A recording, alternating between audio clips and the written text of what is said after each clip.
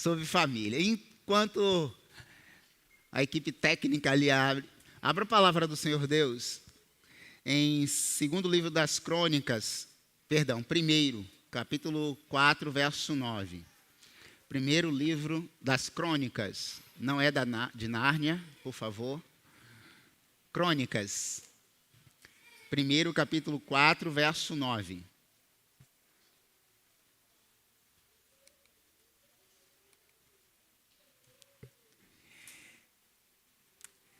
Jabes foi o homem mais respeitado de sua família.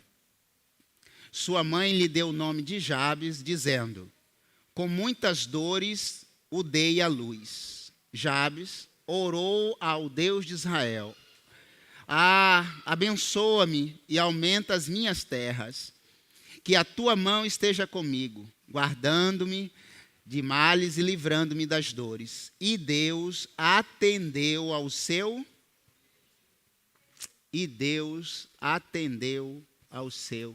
pedido. Família é um dos projetos, se não o projeto mais importante do nosso Deus. Por isso que a família é sempre atacada de todos os lados. E às vezes nós não entendemos o porquê. Algumas pessoas não conseguem entender. Sofremos ataques espirituais, sofremos ataques físicos, morais, éticos, porque a família é o coração de Deus. Durkheim diz que a família é o berço, é a base da sociedade. Por isso que ela é atacada. Por isso que é atacada, ataca os filhos, ataca a mãe, ataca o esposo. Todos sofremos ataque de todos os lados. E nós precisamos, então, ter uma visão espiritual sobre a nossa casa, sobre o nosso lar, sobre a nossa família, sobre a nossa vida. E também é importante ressaltar que nós investimos pouco naquilo que é o mais importante. Muito provavelmente, todos nós, ou alguns que estão aqui, que têm, por exemplo, carro, um bem, você esse ano, se não pagou, vai pagar, se não vai ser parado pela polícia aí, está os montes aí na rua levantando agora fundo para o governo, vai ser parado. Se você não pagar o imposto do seu carro, vai parar, vai receber uma multa e assim por diante. Ou se não vai levar o carro. Se você não pagar o imposto da sua casa, algumas coisas acontecem. Mas, quando se trata de família, nós não temos impostos. Ninguém vai levar, mas vai, de alguma forma. Nós nos esmeramos em pagar os impostos e temos que pagar, claro, porque não tem jeito, temos que pagar. Tem alguns brasileiros que dão um jeitinho brasileiro, mas uma hora vem à tona o negócio. Mas por que nós não fazemos as mesmas coisas proporcionalmente à família? Mas não vai ter nenhuma consequência, pastor? Será? Será que não? Então, mas para isso nós precisamos ter uma visão de conquista. Uma visão que o Subirá diz assim: essa é uma visão espiritual e para isso só pode ser visto de forma espiritual e não carnal. O texto em que li é um texto genealógico. É uma genealogia da tribo do povo de Judá. E do nada é interrompida a genealogia para falar de Jabes. Do nada. Parece até estranho, na verdade, quando você vai analisar o texto, por que não dá continuidade à genealogia, interrompe esses dois versículos, verso 9 e verso 10, para falar desse homem, e só isso que acontece na Bíblia toda, só aparece ele agora e pronto, some. Parece que o autor e Deus essencialmente está dizendo assim, eu preciso interromper uma história genealógica para falar desse homem, para cravar a história de outras famílias, as nossas. Irmão, se for preciso, Deus para os céus, para a terra, para abençoar e sustentar algo que Ele tem um projeto. Deus interrompeu uma fala dele, genealógica, para falar de um homem, em 2 versículos e acabou a história dele. E depois da continuidade de genealogia, e passa o texto. Aí eu fiquei perguntando teologicamente, por que Jesus que isso aconteceu? Se você encontrar a resposta, você me diz. Mas, irmãos, ninguém pode servir a 2 senhores, pois odiará a um e amará a outro, ou desprezará um, ou se dedicará a um e desprezará o outro. Nós não podemos servir ao Deus, ou a Deus e ao dinheiro. Se tem uma das coisas que traz dificuldade, estava tentando usar a melhor palavra, desgastes no seio de uma família, é o tal do dinheiro. O excesso é quase sempre a falta, né? Na nossa, pelo menos na minha realidade. Não sei na sua. É o dinheiro, irmãos. Porque, na verdade, sem ele, você não compra, você não paga, você não come, você não tem locomoção, você não tem. Não tem material para a escola do filho. É isso. Dinheiro é necessário. E viva, eu não sei quem inventou, estamos aí. E é assim, e vai ser assim por toda a nossa existência, até Deus nos levar. Porque lá no céu não vai ter isso.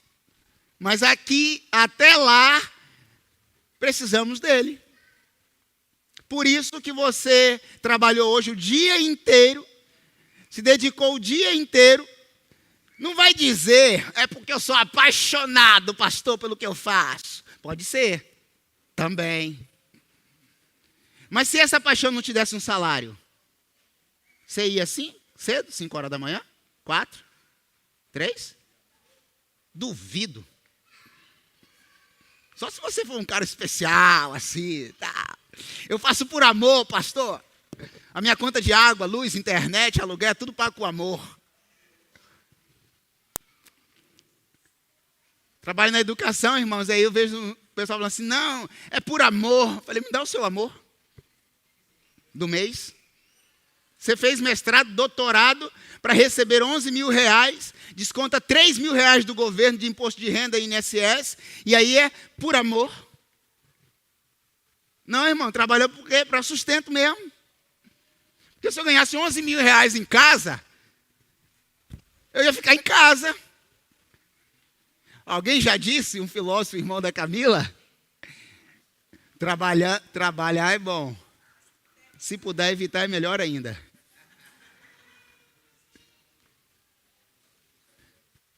Né? Mas o dinheiro não pode nos dominar. Não pode nos dominar. E a Bíblia sempre vai falar dele como bênção ou também como maldição. E casais não conseguem ter uma renda porque cada um tem a sua. Famílias brigam porque o marido não sabe quanto a esposa ganha e o contrário também. E então pega a conta e diz assim, olha, você vai pagar a água, a luz, a internet, isso e isso, e eu vou pagar isso, isso, isso, isso, com o meu dinheiro.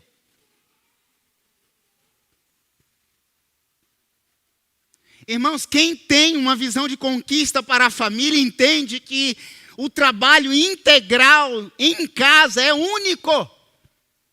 A renda é uma só carne. É uma só carne. Mas na hora do dinheiro, é cada um com o seu. É, Brígida? É. Essa semana a Camila me deu o salário dela todinho, tadinha. Falei, isso aí. Para pagar o cartão. O nosso. Para pagar o nosso.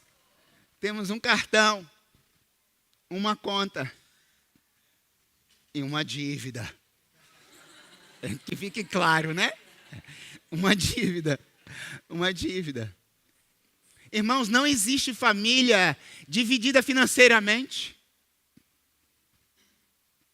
Ela sabe tudo o que tem aqui, o que não tem principalmente na conta.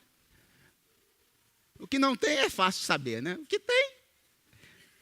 Deixa eu te falar que eu paguei tudo hoje, tá? Tá faltando algumas coisas. Mas tem gente que tem um salário e a esposa não sabe, não. O esposo não sabe. E depois vai ter resultado de conquista em quê? Quem está dominando? O dinheiro. Mas esse mês você não pagou a conta de luz? Como assim foi ela que usou só? Não, você não pagou a água, foi só ela que, ou ele que... Como? Irmãos, é um. Se um ganha 10 mil, o outro ganha 15 mil, abençoa o pastor, porque você está bem. Se ganha 1.000, o outro ganha 1.000, 2.000, junta tudo. Despesas fixas, água, luz, internet, blá, blá, blá, blá, blá, blá, blá, blá, paga tudo, compra, sobrou, quer dizer, não sobrou não. É assim. Antes, entretanto, o texto que li em Crônicas. Como ter visão de conquista para a nossa família, mesmo passando por dores? Primeiro, estabeleça Deus como prioridade. Estabeleça Deus como prioridade na sua vida. Quando você entende isso, Deus não pode ser deixado para depois. O texto em que eu li de Jabes diz assim que ele orou ao Deus de Israel. Deus específico, o nosso Deus. A prioridade dele naquele instante, naquele momento, era Deus. Mesmo que o histórico da família não fosse tão favorável aparentemente. Deus faz questão de interromper uma genealogia para falar dele, então dá importância, e ele dá importância para Deus. Ele parou para orar a Deus. Prioridade no reino do Senhor é Deus. Irmãos, eu quero te ensinar um segredo, que não vai ser mais segredo. Não tire ofertas e dízimo por último. Porque você não vai tirar. Não vai.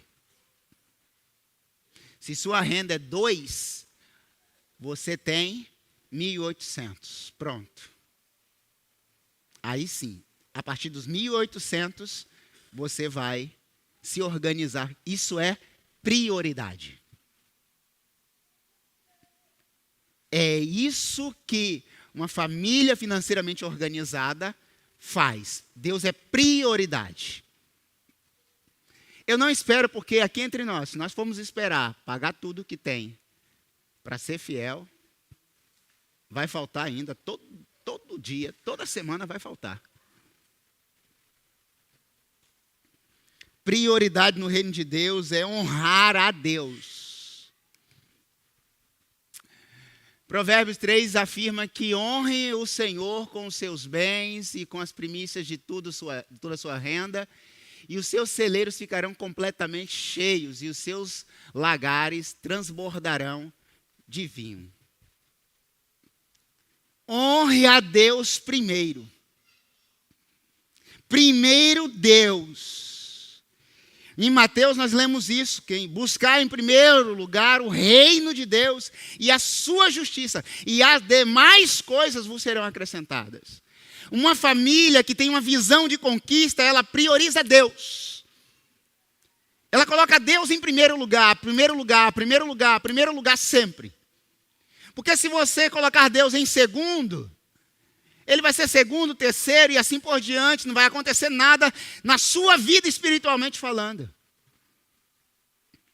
Eu gosto muito de uma frase do John Wesley, que diz que ganhe o máximo que você puder.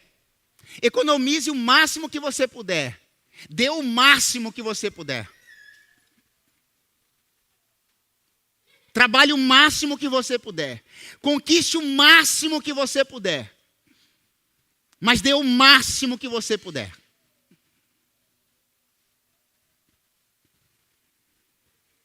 Jabes sabia disso. Por isso ele invocou o nome do Senhor. E aí nós falamos de Deus e prioridade no tempo. Prioridade na oração. Prioridade na palavra. Prioridade na devoção. Prioridade na adoração. Prioridade. Primeiro. Porque se nós esperarmos tempo, se nós esperarmos ter um momento melhor, se esperarmos termos coisas melhores, pessoais, para priorizar Deus, não faremos, irmãos, não faremos. Mas há um segundo princípio para uma família conquistar. Estabeleça um padrão de respeito. O texto em que li também de Jabes diz o seguinte: Jabes foi o homem mais respeitado da sua família. Quem era a sua família? Não sei. Quem era a sua mãe? Não sei. O texto diz que ela o deu com muitas dores. Quem era o seu pai? Também não sei. Muito provavelmente, Jabes pertencia à tribo de Judá, povo de Judá. Isso é interpretação à luz da genealogia. Mas o texto nos diz uma certeza: Jabes foi o homem mais respeitado da sua casa. O que esse homem fez de especial? Quem era esse homem que ele foi o mais respeitado? Implica dizer que ele tinha outras pessoas, outros irmãos, outra família, a família dele, mas ele foi o mais respeitado. Irmãos, há um princípio que nós devemos entender dentro do seio familiar, que sem respeito não tem honra, e sem honra nada acontece. Respeito. Ele era mais respeitado porque talvez ele orou a Deus e foi próspero. Ele era mais respeitado porque talvez ele priorizou a Deus. Talvez ele era mais respeitado porque mesmo em meio às dores, porque o seu próprio nome, Jabes, é dores, lamento. Ele transformou a sua dor em recompensa em Deus, em respeito às pessoas e das pessoas. Estabeleça um padrão de respeito.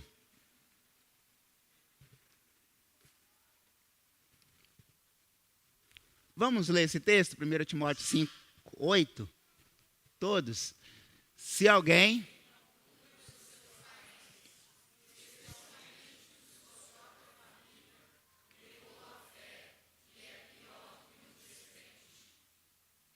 Efésios 5, 33. Cada...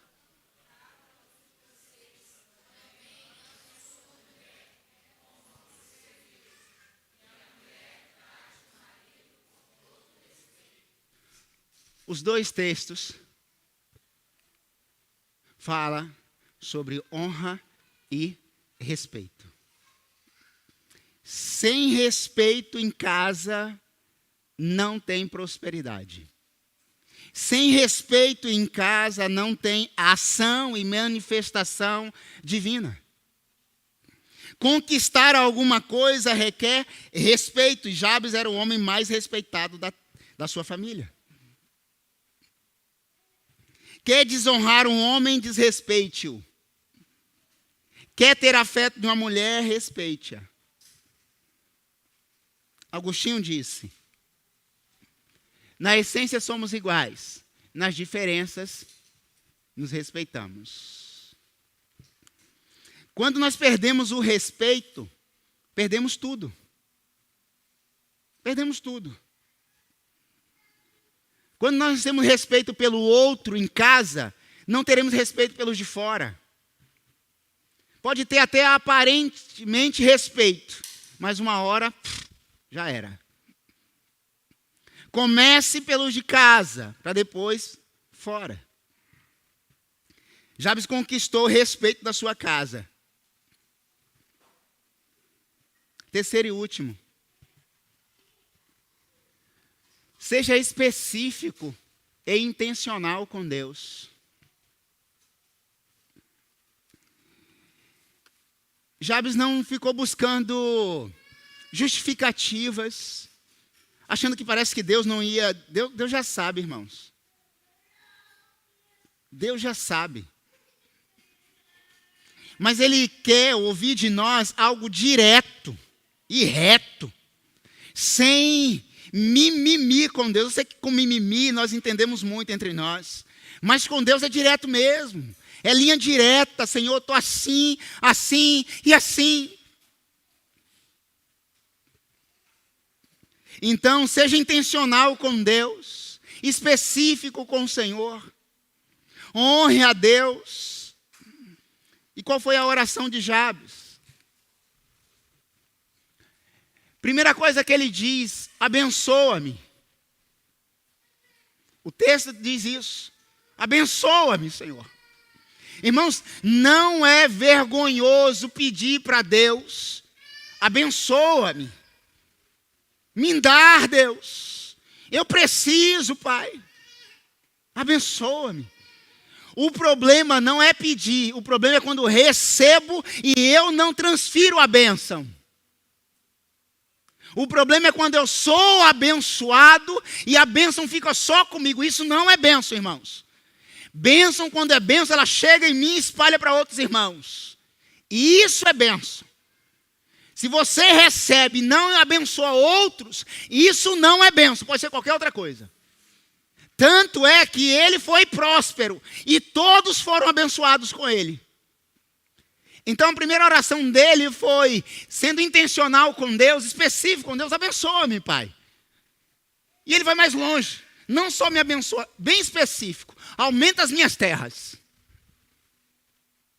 Ele não ficou com firula: Senhor, tu sabes que eu preciso, que eu tenho uma conta para pagar, que eu preciso, Senhor Deus, enfim, reformar a minha casa.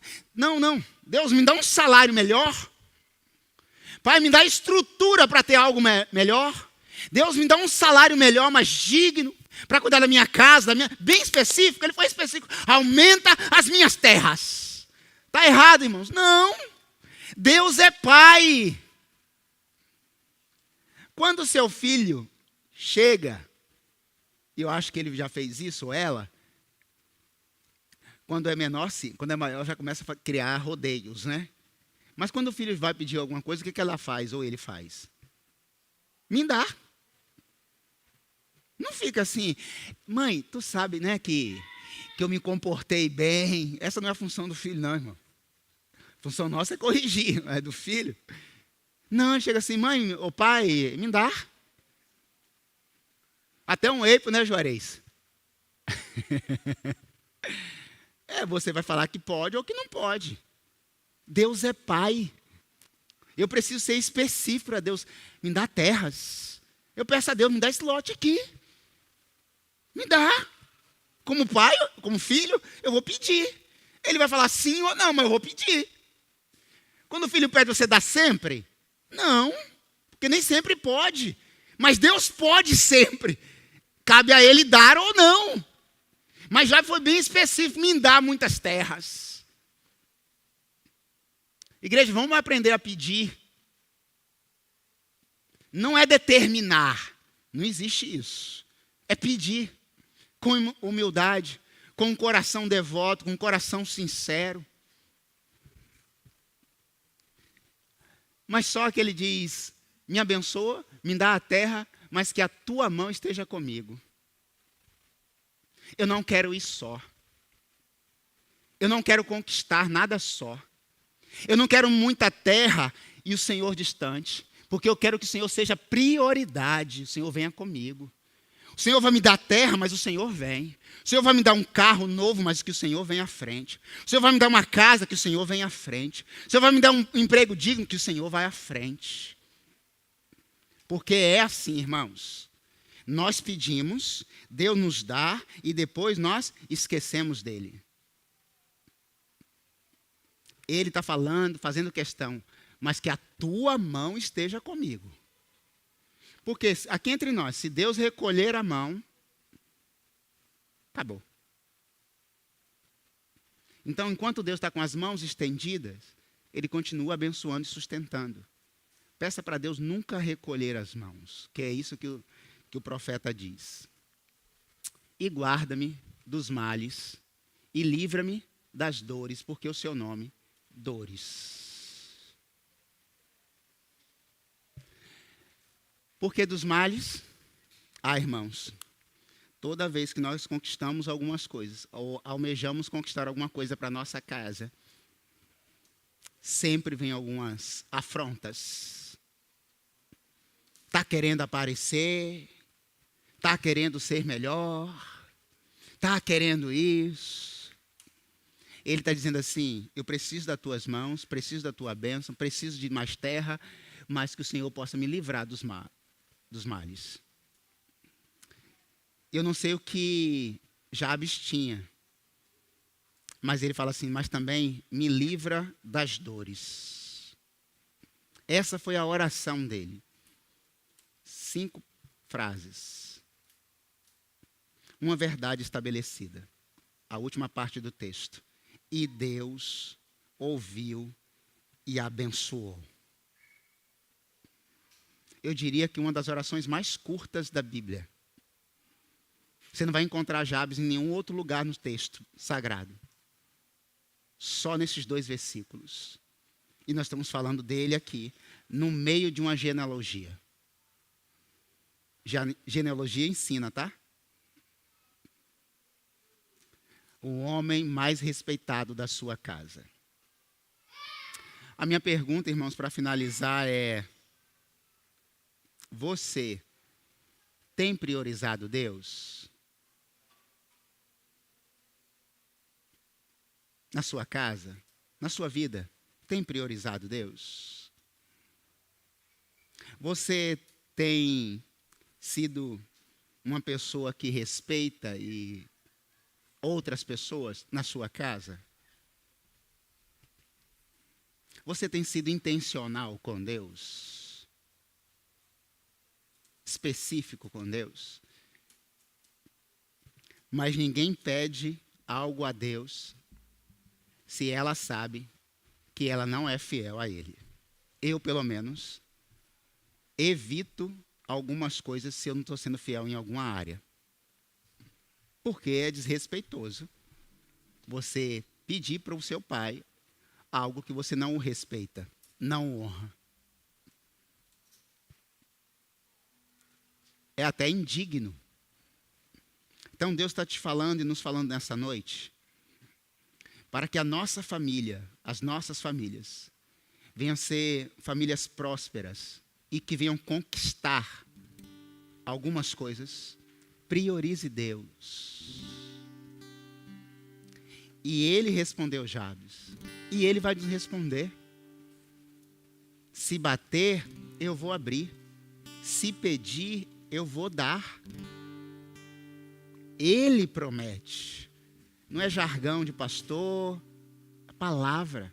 Pedir e dá-se-vos-á. Bater e eu vou escancarar a porta. Mas quem está batendo? É uma pessoa fiel ou um infiel? Quem está fazendo isso? É claro que Deus não jogou na face de Jabes, eu sei quem é você. Não, Deus o abençoou. Que Deus nessa noite, no nome de Jesus, trabalhe no meu e no seu coração. Deus tem mais para as nossas famílias. Deus tem mais para a nossa casa. Deus tem mais para os nossos lares. Deus quer nos dar prosperidade, sim, irmãos. Falar de prosperidade não é errado, tá? Não é pecado. Nós não podemos viver como se a Bíblia fosse só isso. Mas para fazermos isso e conquistarmos algumas coisas, precisamos sermos fiéis a Deus.